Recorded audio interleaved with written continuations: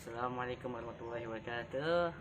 Selamat datang di channel gue, di channel Rizky Aslari. Saya di sini akan membahas makalah psikologi umum. Jadi di sini gue bawain materi tugas gue di kuliah kampus gue. Gue kuliah di kampus TAI Al Hikmah Jakarta. Jadi di sini saya akan membahas akar biologi dalam ilmu psikologi. Apa sih akar biologi dalam psikologi itu? Yang pertama, saya akan menjelaskan pengertian nervous system. Nervous system menurut etimologi adalah sistem saraf, sedangkan menurut terminologi adalah jaringan sel khusus yang mengkomunikasikan informasi tentang lingkungan organisme dan dirinya sendiri. Sistem saraf bertanggung jawab atas persepsi, kondisi eksternal dan internal, dan respons tubuh terhadapnya. Sistem saraf berfungsi untuk mengumpulkan dan memproses informasi, memberikan reaksi terhadap berbagai rangsangan, dan mengatur kerja berbagai sel. Sistem saraf terbagi menjadi dua, yaitu sistem saraf yang pertama, sistem saraf pusat atau Central Nervous System.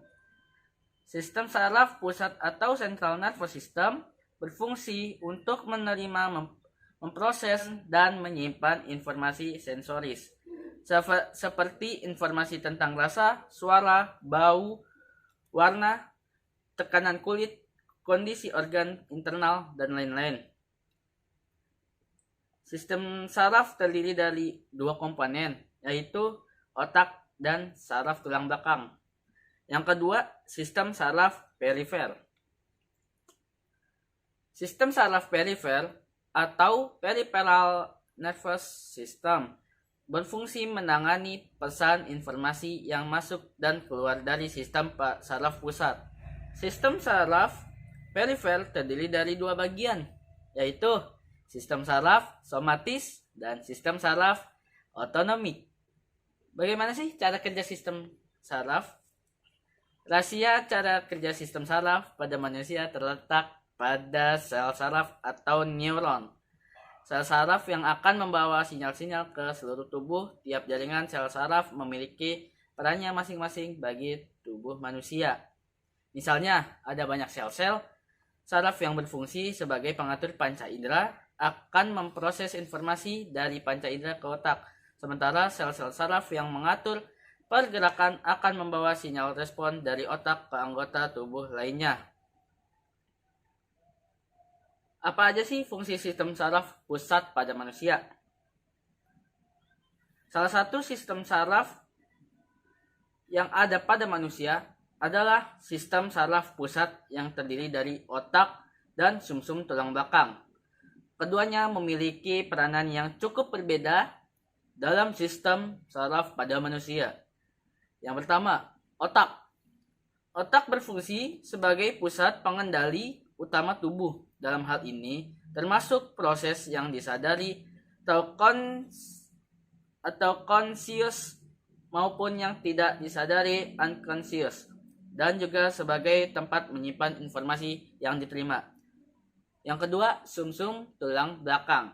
Sumsum tulang belakang berfungsi sebagai perantara yang berperan dalam pertukaran sinyal atau informasi antara tubuh dan otak, serta pemicu dari gerakan refleks yang akhirnya menggerakkan tubuh kita. Karena fungsinya yang sangat penting, otak dan sumsum tulang belakang, kedua organ tersebut dilindungi oleh tulang dalam tubuh kita. Otak dilindungi oleh tulang tengkorak dan sumsum tulang belakang dilindungi oleh ruas-ruas tulang belakang yang juga berfungsi sebagai titik keseimbangan di tubuh kita. Bagian-bagian otak dan fungsinya. Otak atau brain, bahasa Inggrisnya brain adalah jaringan yang terdapat di tengkorak kepala. Otak mempunyai dua hemisifir, yakni kiri dan kanan, yang simetris seperti beberapa anggota tubuh yaitu dua tangan dan dua kaki. Otak tidak hanya sebagai organ tubuh tetapi juga mampu mengendalikan perilaku dari manusia. Yang pertama, struktur otak utama. Struktur otak pertama terbagi beberapa otak. Yang pertama, otak depan atau forebrain. Forebrain adalah otak yang terletak di bagian yang pertama, otak depan atau forebrain. Forebrain adalah otak yang terletak di bagian depan. Otak pada bagian ini bertanggung jawab dalam berbagai fungsi seperti menerima dan memproses informasi, berpikir, merasakan, mengerti, dan mengeluarkan bahasa, serta mengendalikan fungsi motorik. Yang kedua, otak tengah atau midbrain. Otak tengah dan otak belakang bersama-sama membentuk batang otak. Area ini melibatkan pengendalian sistem pendengaran dan sistem penglihatan. Yang ketiga, otak belakang. Otak belakang merupakan bentuk perpanjangan dari sistem saraf tulang belakang atau belakang. Otak belakang disusun oleh metencephalon dan mielencephalon. Metencephalon membantu dalam proses keseimbangan tubuh, koordinasi gerak, refleks jantung, tidur, sirkulasi, irama gerak, otot, dan pengendalian informasi penginderaan. Mielencephalon bertanggung jawab dalam mengontrol fungsi-fungsi otonomi seperti bernafas, denyut jantung, menelan, bersin, dan pencernaan. Yang keempat, otak kanan. Otak kanan berfungsi dalam hal persamaan khayalan, kreativitas, bentuk, atau ruang, emosi, musik, serta warna. Daya ingat otak kanan bersifat jangka panjang. Bila terjadi pada otak kanan, misalnya akibat stroke, tumor, atau kanker. Kelima, otak kiri. Otak kiri berfungsi dalam hal perbedaan angka, urutan, tulisan, bahasa, hitungan, dan logika. Bila terjadi kerusakan pada otak kiri, fungsi otak yang terganggu adalah bagian fungsi berbicara, berbahasa, dan matematika. Yang keenam, otak tengah. Otak tengah disebut juga midbrain yang mempunyai fungsi dalam kesadaran, sistem refleks, sistem pendengaran, sistem penglihatan, dan pergerakan. Ada juga bagian-bagian penting dari otak, yaitu pertama, cerebrum.